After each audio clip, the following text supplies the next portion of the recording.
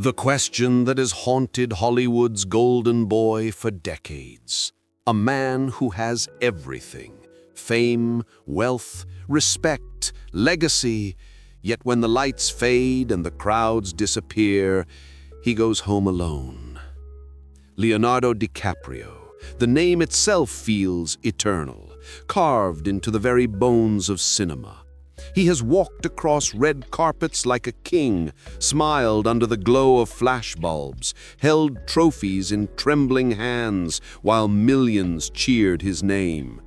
His face has graced magazine covers, his charm has sold dreams, and his eyes, those same eyes that once gazed across the deck of the Titanic, have seen the world fall in love 1,000 times over. And yet, somehow, behind that perfect smile lies a silence that no award can fill. The cameras adore him, the world worships him, but no one ever asks, what happens when the cameras stop? When the lights go out in the dressing room and the echo of applause fades, what does a man like Leonardo DiCaprio see in the mirror? The world's most desired man? Or someone quietly terrified of being known too well? He's played lovers, dreamers, survivors, and saviors, but has he ever truly played himself? For more than 30 years, DiCaprio has mastered the art of illusion. Every role a mask, every film another layer between him and the truth. He has kissed the most beautiful women in the world on screen, but off-screen, he's become the symbol of eternal bachelorhood, a man frozen in time, somewhere between youth and loneliness. People joke about it now. Leo doesn't date women over 25. Memes, interviews, red carpet smirks. But behind that joke is a deeper ache, one the public refuses to see, because it's easier to laugh at someone's pattern than to understand their pain. The truth is, Leonardo DiCaprio isn't just single. He's alone, in a way that only those who have touched the top of the world can be. In Hollywood, where every smile hides a contract and every friendship has a camera angle, DiCaprio became the rarest thing of all, a man who stopped believing in the fairy tale he once sold. He has watched his friends marry, divorce, start families, grow old, while he remains suspended in the glow of ageless fame. A timeless icon, yes, but also a prisoner of his own legend. When he walks through an Oscar after-party, everyone wants a piece of him, a photo, a memory, a moment. But who wants him? The person beneath the myth. Maybe that's the tragedy, that somewhere along the way, the boy who just wanted to act became the man the whole world wanted to own. And now, after decades of playing every role but the one he was born for, himself, Leonardo DiCaprio stands at the quiet edge of his own story. He's conquered everything except the simplest thing of all: belonging to someone. This isn't just a story about a celebrity who never settled down. It's the story of a man whose smile hides the cost of being perfect, the golden smile of Hollywood, and the loneliness behind it. Because sometimes the brightest lights cast the darkest shadows. And in Leonardo's shadow, there's a truth he's never spoken until now. Before the fame, before the tuxedos and trophies, before his name became a brand, there was just a boy, a restless, wide-eyed kid from the rougher corners of Los Angeles, born not into glamour, but into noise, struggle, and survival. Leonardo Wilhelm DiCaprio came into the world on November 11th, 1974, not in the Hollywood Hills, but in a cramped apartment near Echo Park, where graffiti painted the walls and sirens sang lullabies at night. His parents, George and Ermeline, were dreamers who fell in love with art, not money. They had little of the latter and an overflow of the former. But dreams, as Leonardo would learn, don't always survive reality. When he was barely a year old, they separated. His mother worked long hours at offices just to keep food on the table, while his father, a struggling comic book distributor, drifted between jobs and ideals.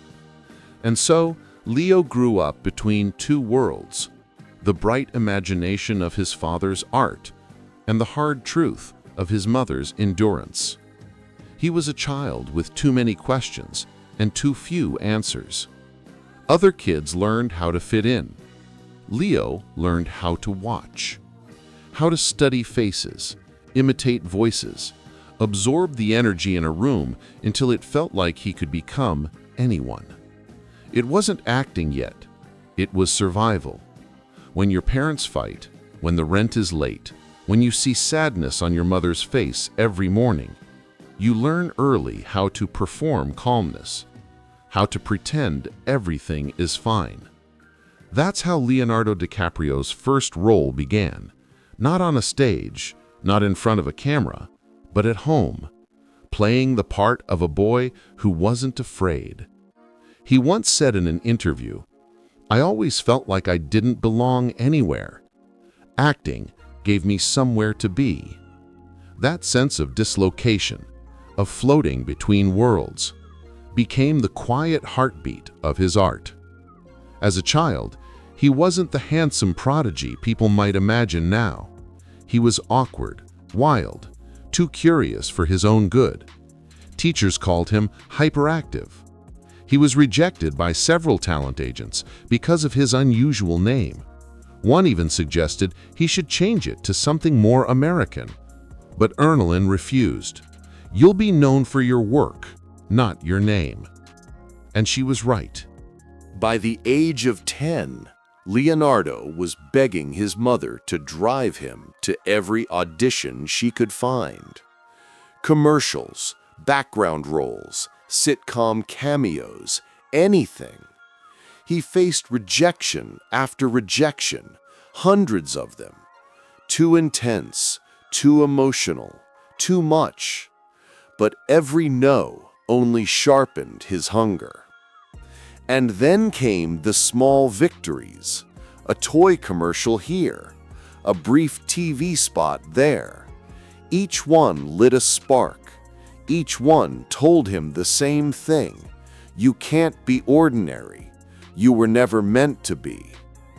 In his early teens, he landed a role in the short-lived TV show Growing Pains. For most kids, it would have been a dream.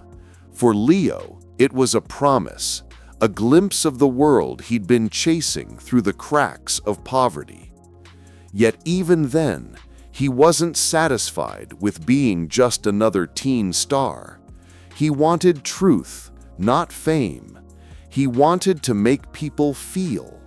That hunger, that ache for authenticity, was what made him dangerous in the best possible way.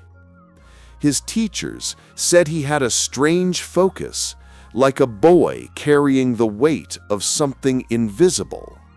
And maybe he was, because when you grow up too fast, you don't dream of being famous, you dream of being seen. And somewhere deep inside, Leonardo DiCaprio was still that little boy standing in a crowded city, looking up at the billboards, whispering to himself, "One day, they'll know my name." But what he didn't know was that the same gift that would lift him to the top of the world, that obsession, that inability to be ordinary, would one day also trap him there. The boy who couldn't blend in became the man the world could never look away from. And as he began his rise, the line between acting and existing started to blur.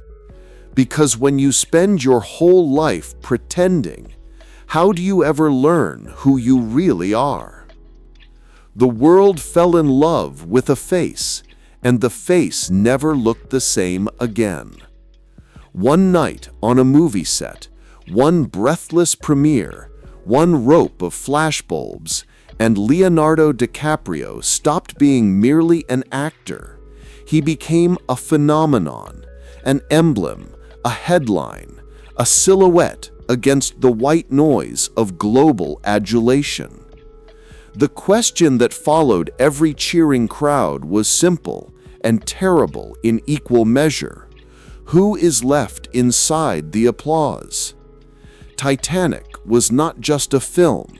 It was a tidal wave that lifted him to a height where wind and loneliness became daily companions.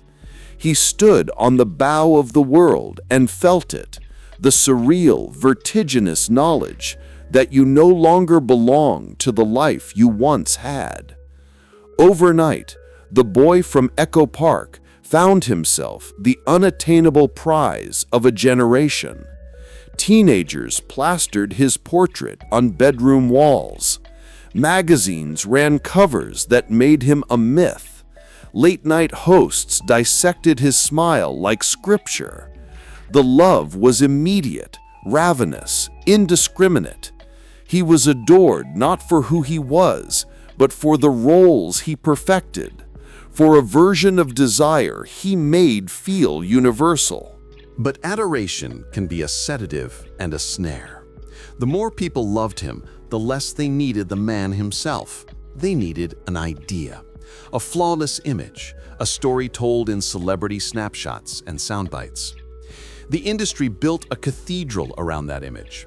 Interviews rehearsed to the inch, public appearances calibrated for maximum charm, relationships stylized to fit a marketable narrative.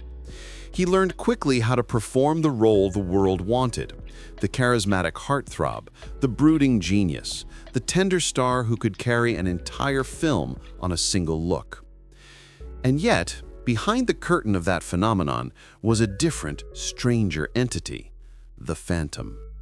The Phantom was not the same as the man people applauded. It was the hollow that forms when your reflection becomes currency. It is the echo that returns when every room has been filled with people who do not come to see you, but to be seen with you. He felt the shift in small, seismic ways.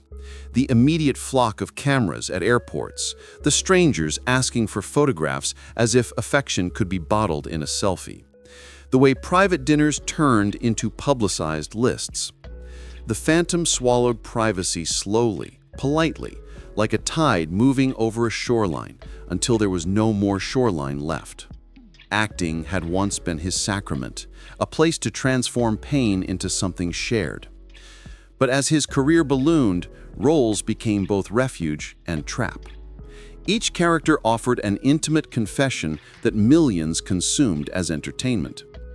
The very intimacy he gave to his art created a paradox. By revealing parts of himself on screen, he made his real self rarer, more precious, and consequently more imitated than known. It is easy to believe you are understood when millions claim they are moved by your on-screen grief or joy. It is harder to bear the realization that those claims are often for the character, not the man who created it. This dissonance settled into the rhythms of his days. Red carpets blurred into hotel suites, late-night talk shows into luxury premieres, earnest conversations into interviews with prepared answers. People began to speak to him in the voices of his characters, attributing to him the very vulnerabilities he crafted for fiction. An intimate encounter on a film set would be repackaged into gossip columns. A whispered romantic scene would become global commentary on his private life. The Phantom fed on this recycling, a perpetual loop where genuine feeling was sampled, remixed, and sold back as narrative. Relationships, too, became barometers of this new reality. The women who entered his orbit were often framed as part of the myth, rather than partners of a complex person. He appeared in tabloids with models and actresses, each relationship parsed into a public storyline. Yet beneath the glossy pages and the staged photographs, there was often a quiet loneliness, lovers who found themselves competing not with other people, but with a public image that demanded consistency, youth, and spectacle. The pattern, while reductive to outsiders, reflected a truth. Intimacy in the age of attention is fragile. When one partner cannot be sure whether they are loved for themselves or for the role they play in the public imagination, the foundation of any relationship trembles. Career choices only increased the separation. Directors handed him parts that required deep excavation. Men haunted by regret, by obsession, by moral rot. He dove into these parts with devotion, seeking truths in their edges. Yet every honest excavation yielded footage that augmented the myth, another layer of the mask he wore in public. Critics lauded his fearlessness. Audiences devoured the transformation. But each accolade also reinforced a private equation he could not solve. The further he walked into fictional lives, the further he stepped away from his own. He became the man who could convincingly die 100 times, but who had not yet learned how to live without the security of a script.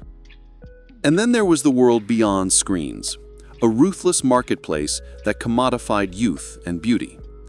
In such a marketplace, aging becomes a threat to currency. So patterns emerge, companions chosen for their capacity to amplify an image rather than grow with a person. The media spun theories, some cruel, some speculative, about why he remained unattached in the long term. Yet none of those blunt instruments caught the true complexity of the man inside the phantom's shadow. He had cultivated standards not out of arrogance, but out of self-preservation. Perhaps a fear of repeating cycles witnessed in his parents' fractured union. Perhaps a desire to never hand over the part of himself that could still be private. There is a tenderness in his choices that is often invisible. The care with which he chooses collaborators, the intensity with which he prepares for roles, the loyalty he shows to causes he believes in. He is an activist, a protector of fragile ecosystems, a man whose public persona belies a private conscience. But these virtues are not explanatory of his solitude. They are counterpoints to it. They illuminate that his detachment is not a failure of the heart, but a complicated response to the way the world demands pieces of him in exchange for adoration. So the phenomenon grew, and the phantom shadowed every triumph. The man who once escaped into characters to be found now risked being lost in the very myth he had helped create. And as he navigated films, festivals, and fervor, the same question echoed like a refrain. Can the person who has become a symbol ever be loved simply as a person? Or does the wheat of myth crush the fragile mechanics of intimacy? In the theater of public life, the applause never ends. In private, the silence speaks. Leonardo DiCaprio reached the apex of adulation and discovered, as many do, that the summit can be deceptive. From that height, the air is thin, and the distance between appearances and authenticity grows wider. The phenomenon dazzled, the phantom lingered, and the man, beneath them both, began to feel the pull of a question that would shape the next act of his life. How do you reclaim yourself when the world prefers the idea of you? They called him the last romantic of a loveless age, a man who could make a single glance feel like destiny, and yet walk away before it ever turned into permanence. Every photograph, every tabloid headline, every whispered rumor about Leonardo DiCaprio and the women who entered his orbit became part of a grander illusion, not just of love, but of what love should look like when the world is watching. From supermodels to actresses, from fleeting encounters on yachts to quiet dinners in private villas, the narrative remained unchanged. Leonardo, the eternal bachelor, the man who could have anyone but seemed to want no one for long. To some, it looked like arrogance, a refusal to settle down. To others, it was heartbreak in disguise, a ritual of closeness followed by retreat. But beneath the neon glare of celebrity and the cruel simplicity of gossip columns lay something far more human.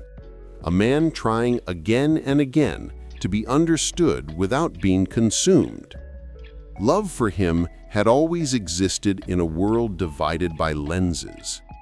When the world first fell in love with him, it wasn't with him, but with Jack Dawson, the wide-eyed dreamer who taught an aristocrat to fly in Titanic.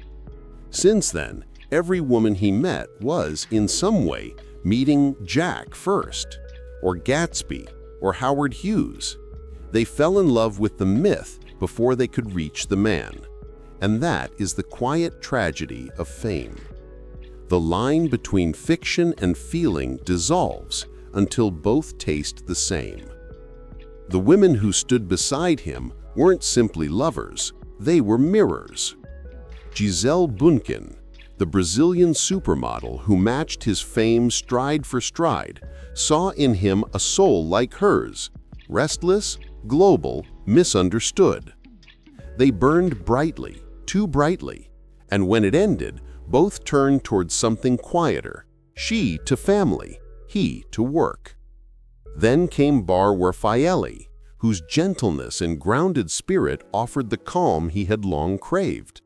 For a time, it seemed he had found balance. But in the end, fame disrupted the fragile rhythm once more. Schedules, cameras, expectations. He drifted back to the one thing that never betrayed him, his craft. Later came Blake Lively, then Tony Garn, Camila Morrone, names that fueled headlines but masked patterns deeper than gossip columns could trace. He was often accused of repeating the same story: younger women, brief romances, graceful exits. But what no one wrote about was why. Behind the cynicism of tabloids lay a man afraid, not of commitment itself, but of the exposure it demanded. To love truly would mean being known fully, and to be known fully would mean losing the last corner of his life untouched by the spotlight. In interviews, he dodged questions about marriage and family with humor, with charm. "I'm just focused on my work right now." The audience laughed, but behind the quip was an old ache. He had seen too much of the chaos that love can bring. His parents' relationship, though filled with affection, had fractured when he was a child. Divorce taught him early that even love that begins in sincerity can end in silence. Perhaps that memory never left him. Perhaps every romance since was a rehearsal for what he feared most: watching love dissolve under pressure. His friends described him as loyal, generous, intensely protective. Yet there was always distance, a small, invisible moat around his inner world. He could be surrounded by laughter, by the most beautiful people on earth, and still feel a loneliness that no amount of attention could drown. The more people adored him, the less he trusted adoration. What did they see? The man or the legend built around him? The press, ever hungry, began to mock his consistency. The phrase DiCaprio and his models became a meme, a punchline. But behind the humor, there was something almost cruel: the world punishing a man for refusing to play the domestic ideal it demanded. He was called immature, afraid of aging, addicted to youth. Yet what if the truth was simpler? That he had found a strange kind of safety in impermanence. To love briefly was to love without losing himself. To keep moving was to stay free. Still, freedom carries its own form of emptiness. There were nights, rare, unguarded, when he was seen sitting alone at events, staring past the noise, as if searching for something he once had and lost. In friends' testimonies, he often spoke about peace, about needing to protect his sanity in a world that feeds on chaos. The very fame that had given him everything now asked for everything back: his youth, his privacy, his tenderness. And so he built walls, soft ones made of humor and charm, reinforced with work. Acting became his second skin again, a place where he could risk emotion without paying the price of real vulnerability. In The Great Gatsby, when he whispered, "Can't repeat the past? Why, of course you can," audiences swooned. But maybe, deep down, it wasn't Gatsby speaking, it was Leonardo, a man trying to recreate a purity of connection that no longer exists once you've been turned into an icon. His relationships began to look less like failures and more like attempts at escape, moments of normalcy amid the noise. He dated women who still had dreams ahead of them, perhaps because he saw in them a version of himself that fame had stolen long ago. It wasn't about power or vanity, it was nostalgia. To love them was to remember what it felt like to be unshaped by the world. But the myth devours nuance. The myth simplifies. To the world, he is still the man who refuses to grow up, the eternal bachelor surrounded by beauty.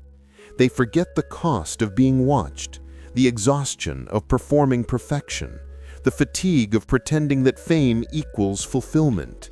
In truth, Leonardo DiCaprio lives with a paradox.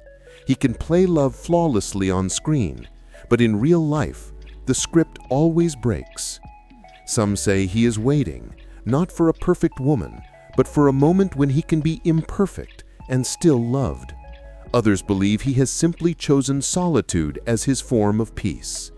Whatever the truth, one thing remains undeniable, that behind every fleeting headline, every red carpet smile, and every whispered rumor is a man still searching for the one thing even fame cannot guarantee: genuine connection. In a world obsessed with spectacle, his loneliness is almost poetic.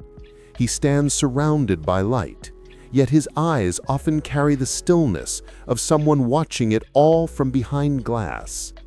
The women may change, the myth may evolve, but the man remains, quietly yearning for something real, something unphotographed, something that doesn't need to be explained.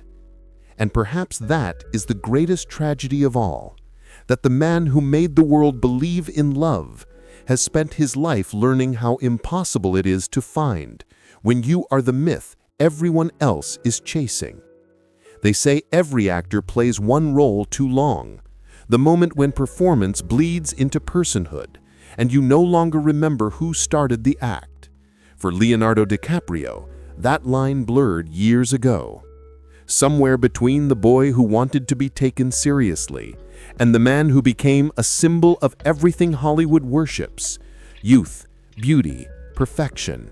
The soul beneath the spotlight began to fracture. He once said in an interview, "Fame isolates you in ways you don't expect. It gives you everything, and then quietly takes away the part of you that can enjoy it." That confession, brief and half-smiling, carried a truth heavier than most realized, because by the time Leonardo reached his 40s and 50s, the image the world had built around him had turned into something unbreakable, an armor that glittered but suffocated. For decades, he had been the embodiment of charisma, the untouchable prodigy, the man who could reinvent himself with every role: a junkie poet, a Wall Street monster, a haunted dreamer, a doomed lover. But what happens when every identity you inhabit is more vivid, more alive, more passionate than the life you actually live? When the applause fades and the costumes are gone, what remains? Behind the camera flashes and the roaring crowds, Leonardo DiCaprio began to wrestle with an invisible crisis, one not of fame, but of self.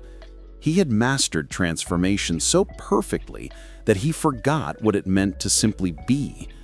Acting, once his sanctuary, had turned into both his gift and his prison.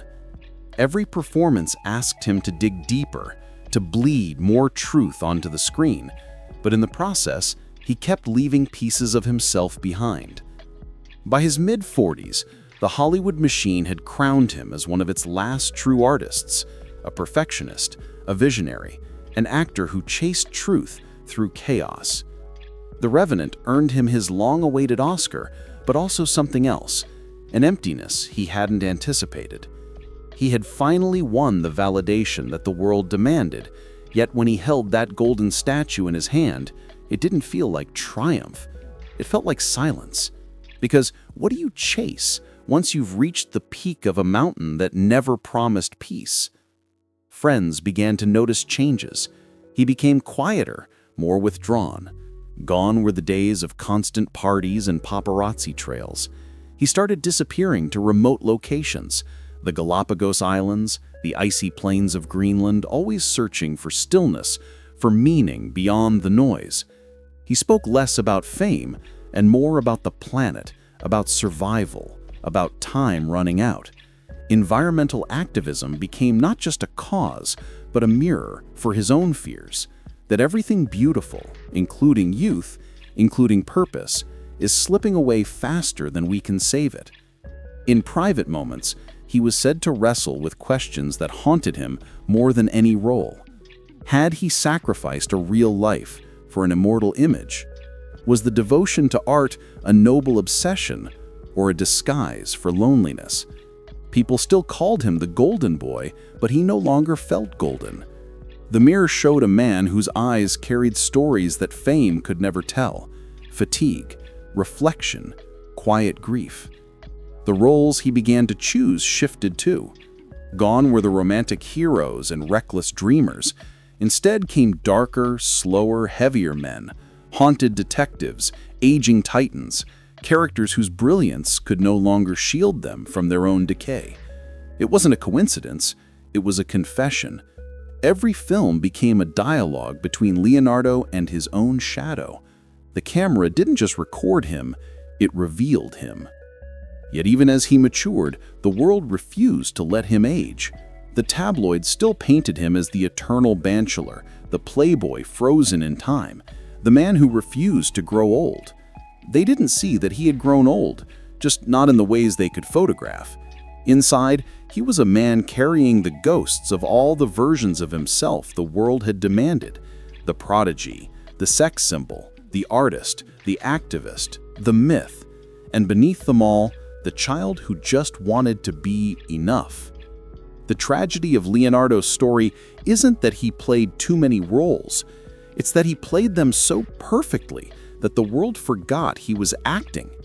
His smile became legend, his eyes a brand.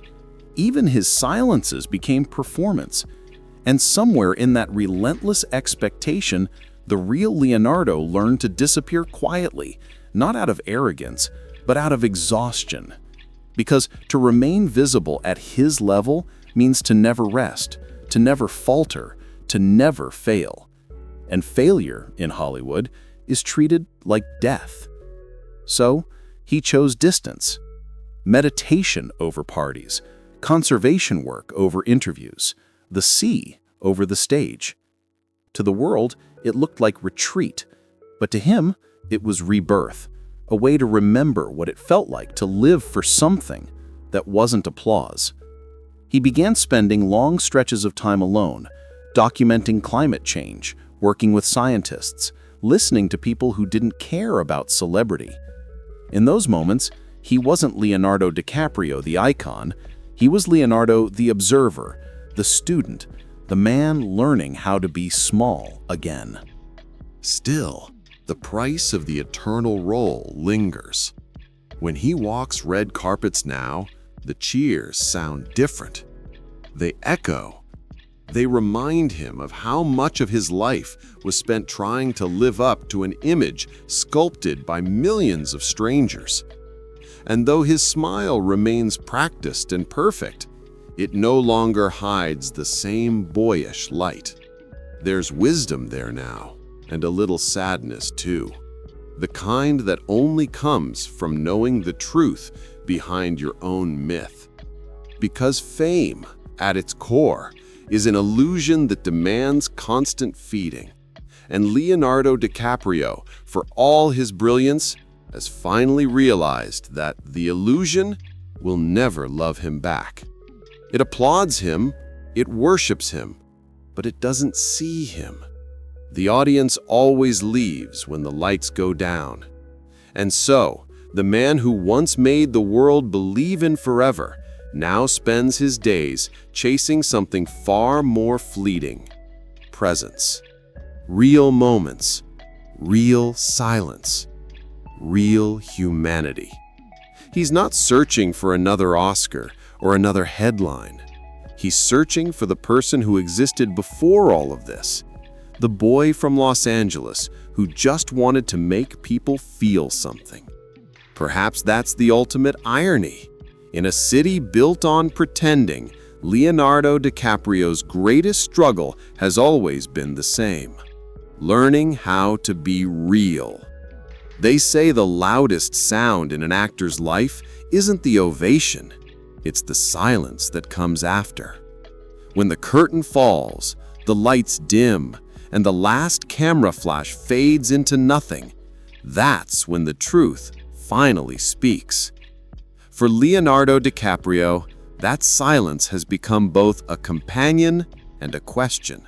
There was a time when applause was everything: the thunder of admiration, the flashing lights, the endless affirmation that he mattered. For decades, that sound was his heartbeat, proof that the sacrifice was worth it. Every sleepless night, every lost relationship, every wound hidden behind a smile. Applause meant purpose. But now, standing on the other side of a life most people only dream of, Leonardo has discovered something unsettling. The applause doesn't last. It never does. When the crowds disperse and the interviews stop, what remains is the echo, faint, haunting, beautiful, and empty. The silence after the applause is where the mask falls, where the myth exhales, and the man finally breathes. In that stillness, DiCaprio has found something Hollywood could never offer him: the truth of who he is when no one is watching. He no longer needs to chase the next performance or prove his worth through another masterpiece. For the first time, he seems to be listening, not to directors or critics, but to the quiet pulse of his own soul. He's often seen now in the calmest of places, drifting across blue oceans, walking through unspoiled forests, standing at the edge of glaciers, as if staring into the soul of the earth itself. Those who know him say he's changed. His laughter is softer, his eyes slower, his words more deliberate. The man who once thrived in the chaos of film sets now seems to worship stillness, maybe because he finally understands how rare it is. You see, fame is a kind of noise, constant, addictive, and deceitful. It makes you mistake recognition for love and applause for understanding. But silence doesn't lie. It doesn't flatter. It simply reveals. It tells you whether you can stand alone, without the music of validation, without the echo of your own legend. And for DiCaprio, learning to love that silence has been the greatest role of all, not performed, but lived.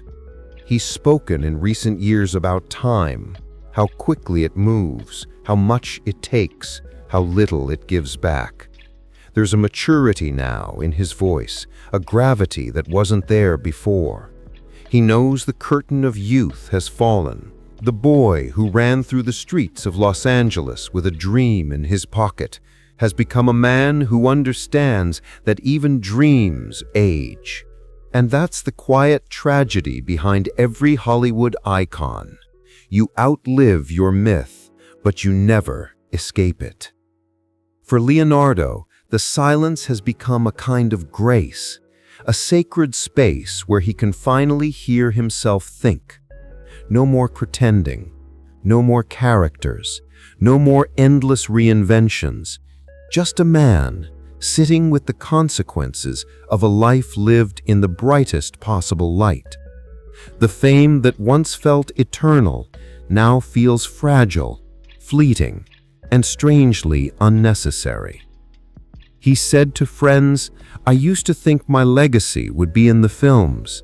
Now I think it's in what I leave behind when I stop speaking." Those words capture the transformation perfectly, from performer to philosopher, from image to essence. Because in the end, the most profound legacy isn't measured in awards or box office numbers, but in awareness, in the quiet example of someone who dared to stop running and simply be. There's something poetic about watching Leonardo DiCaprio today, a man who has lived 1,000 lives on screen, finally learning to live one of his own. He still smiles for cameras, still attends premieres, still delivers the same charm that made the world fall in love with him. But now there's something else behind that smile, a kind of peace, or maybe acceptance, that whispers, the performance is over. The irony, of course, is that his truest role, the one no script could capture, began when the audience stopped watching. In the silence after the applause, DiCaprio found what the world's noise had stolen: himself. And perhaps that's what his story was always leading to. Not fame, not perfection, but understanding. Understanding that no applause, no love, no success will ever mean more than the quiet you make peace with at the end of it all. Because when the lights fade and the noise disappears, all that remains is the man, not the myth, not the movie star, but the human being who learned that silence, in the end, is not emptiness. It's freedom.